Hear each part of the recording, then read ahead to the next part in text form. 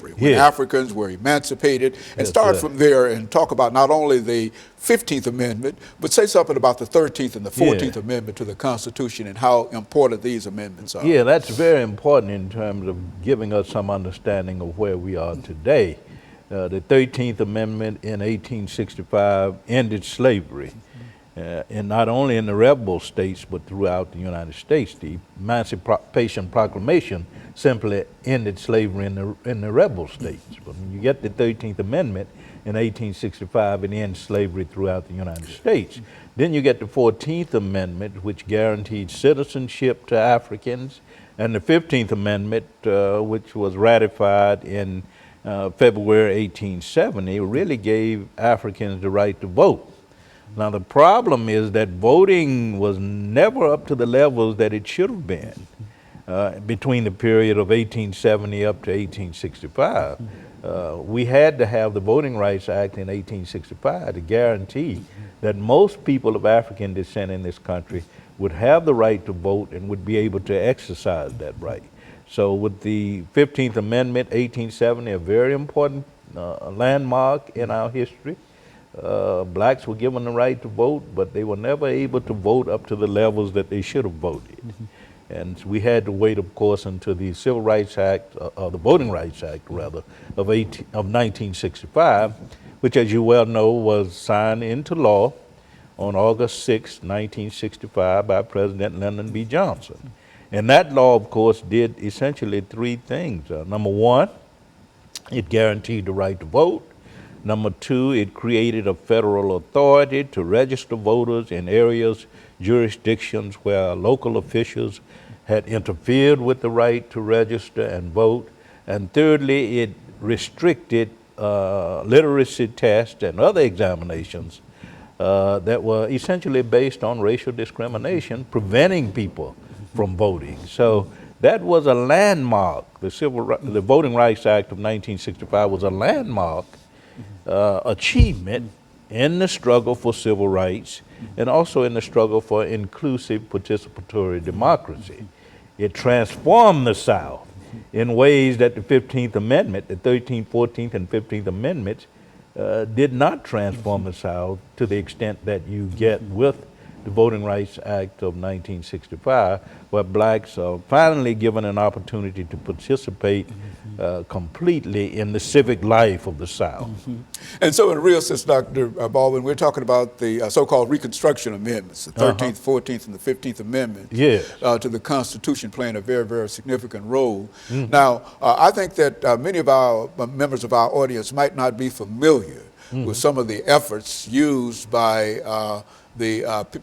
certain elements in the southern parts of the United States in the 1870s to keep Africans from participating in the suffrage. Now we're all familiar with violence, the Ku Klux Klan, and etc. But what were some of the things that were used at that time to sort of diminish the participation of black participation in politics? The states' rights argument was quite prominent during that time. That is, that states should have the right to decide who exercised the ballot.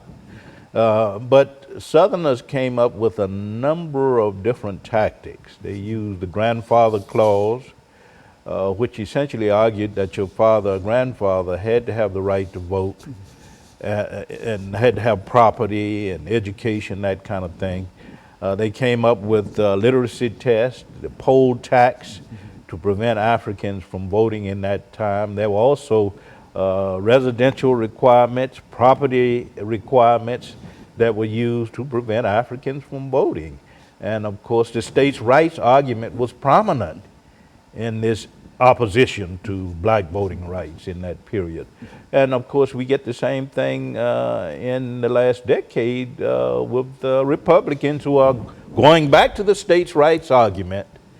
Okay, let's have a break here, Dr. Baldwin, then we'll pick up at this moment. And we'll be back with our audience following this very, very short commercial break.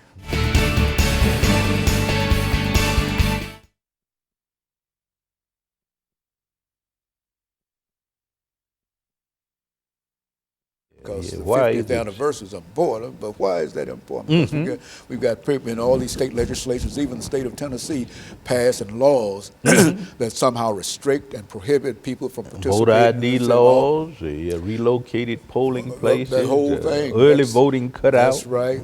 That's the same thing. Some of the violence that was practiced by the early people in the 1870s. Oh, absolutely. To keep black folks from, Klan and all of that, I didn't really get through that. That's what John Hope Franklin says by 1898, blacks were completely disenfranchised. That's right. In the South. That's what bring all that information. I know you got that information. I know you got it on that list. I don't have to be doing that list. You got credibility. You don't have no list in here. Okay, very good. This is 8 minutes, and so we'll just pick up and sort of look at some of the opposition to black folks. Because that's the thing, And you might say something about, in spite of this opposition, some of these black folks did get a chance to get to Congress and et cetera. Absolutely. John Lewis and the efforts he's making to renew and upgrade the Voting Rights Act. So.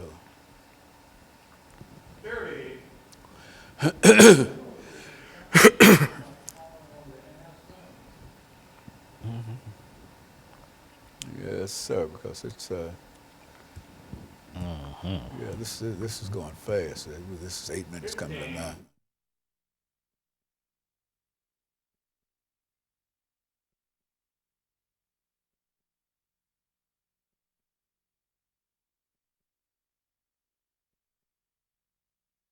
Thank you and welcome back to the show this morning. The topic is the 50th anniversary of the Voting Rights Act of 1965. And Dr. Baldwin has given us some information in reference to the 13th, 14th, and the 15th Amendments to the Constitution that eventually led Africans to participate in the suffrage. Let's look back, Dr. Baldwin. I think you mentioned the Voting Rights Act of 1870. And we find that in many instances there was widespread opposition in the South in reference to this. And there was what kind of reaction that you find in the southern parts of the United States? With the ratification of the 15th Amendment to the Constitution, which guaranteed the right to vote irrespective of race, color, or previous conditions of servitude. Blacks got the right to vote, and we know there was a tremendous white backlash in the South with the rise of the Ku Klux Klan in late 1860s, white mob groups that emerged, and the great historian John Hope Franklin says that by 1898, blacks in the South had been almost completely disenfranchised because violence was used also, not only the grandfather clauses, poll taxes, restrictions in terms of residency and property rights, but also violence was used to intimidate black voters and to eliminate the black voting processes in the South.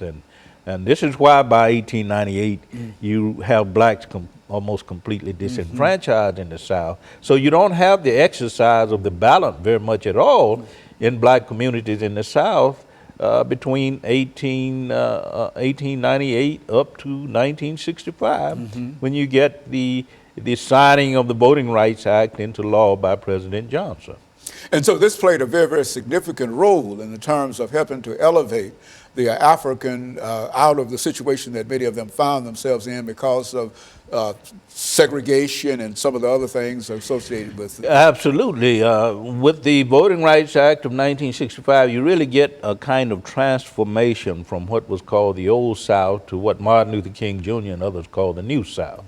The New South was that South that respected inclusive participatory democracy, which of course included the right to vote. That's why Dr. King felt that the Voting Rights Act was such a landmark achievement in the civil rights struggle, because he felt that in order to have economic power, you have to have political power. In other words, political power is a path to economic power. This is why it was so important for Dr. King, Julian Bond, who recently passed away, and others who were actively involved in the struggle for voting rights.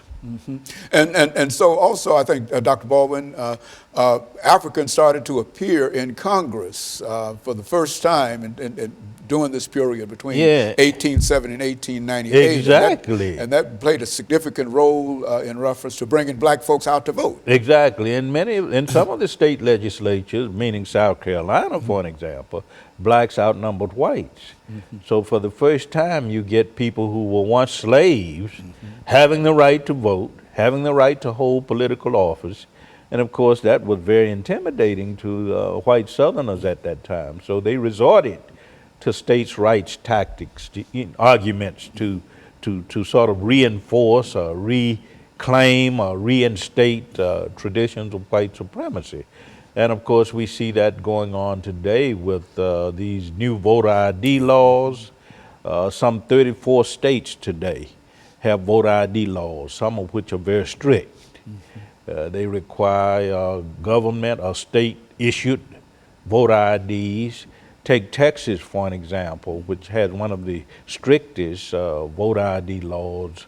There, they only respect driver's license, military IDs, passports, gun licenses, but they don't respect student IDs.